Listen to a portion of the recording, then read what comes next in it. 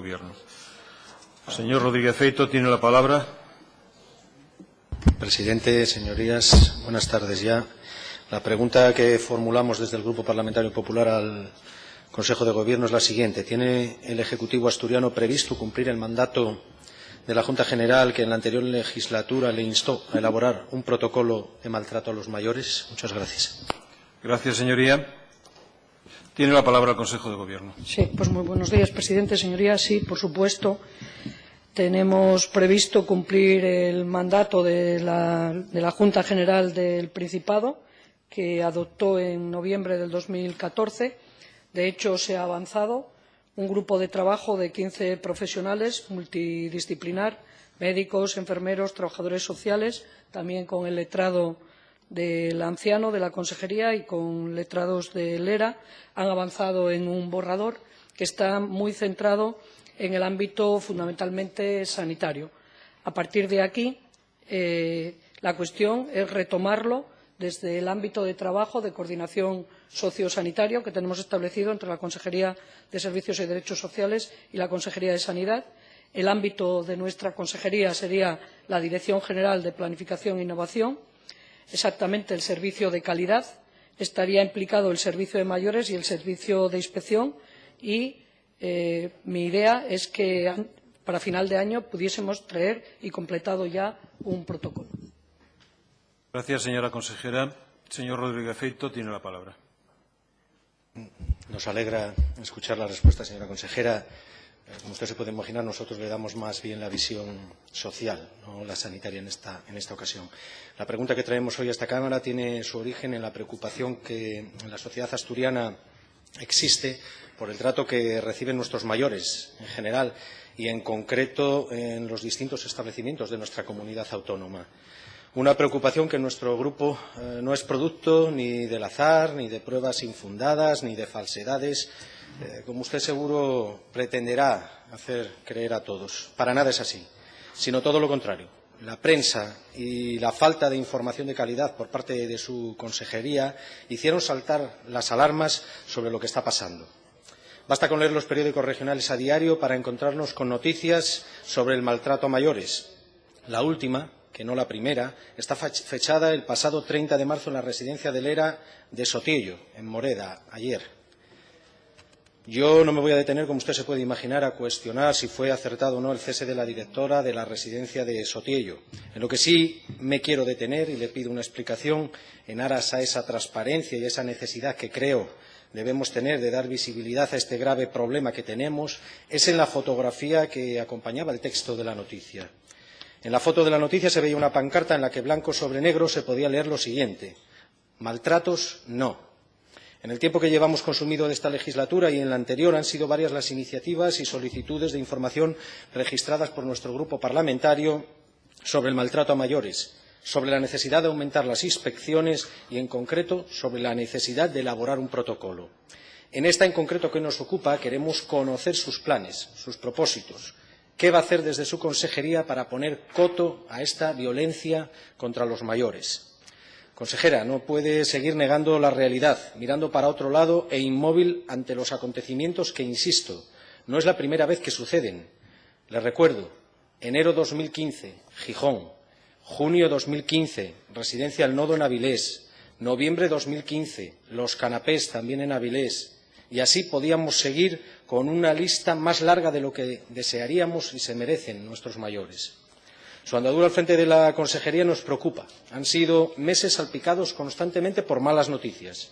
Denuncias del defensor del anciano, de la FAMPA, de la patronal de los geriátricos, de los trabajadores del ERA, de la Unión de Consumidores, de asociaciones de familiares. Desgraciadamente, y aunque aún sigue siendo un tema tabú, el maltrato a los mayores se sabe que no solo existe, sino que es mucho más frecuente de lo que se dice y conoce. Los expertos aseguran que han aumentado en los últimos años los abusos sobre las personas mayores. Así, el pasado martes nos levantábamos con un titular estremecedor.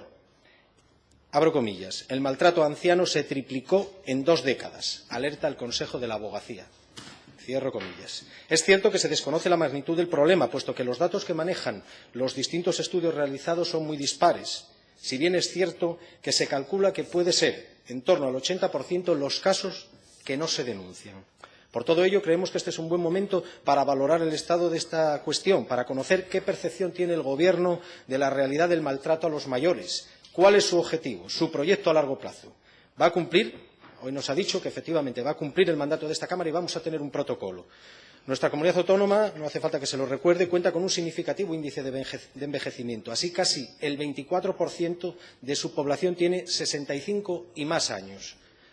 Uno de los principales instrumentos para la atención a las personas mayores es el ERA, con un presupuesto para esta anualidad de más de 118 millones de euros. Dispone de 5.400 plazas públicas, 3.336 son plazas propias y 2.027 concertadas en 57 centros, con una plantilla formada por 1.428 empleados públicos y cuyo capítulo 1 de personal asciende a cerca de 51 millones de euros. Recuerdo estos datos para que todos tomemos conciencia del importante esfuerzo que realizamos para financiar esta herramienta de atención a nuestros mayores. No olvidemos que más de 1.000 están aún en una lista de espera.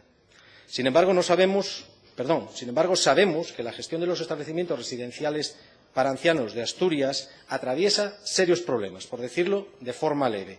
Usted, señora consejera, ¿tiene interés en conocer lo que sucede en las residencias en las que están nuestros mayores? En respuesta a una solicitud de información realizada por este diputado el pasado 23 de septiembre, nos informaba del número de inspecciones realizadas en centros de día y residencias de ancianos en 2015, que a fecha de 11 de septiembre habían sido 93. En este sentido, nos gustaría conocer si han aumentado el número de inspecciones.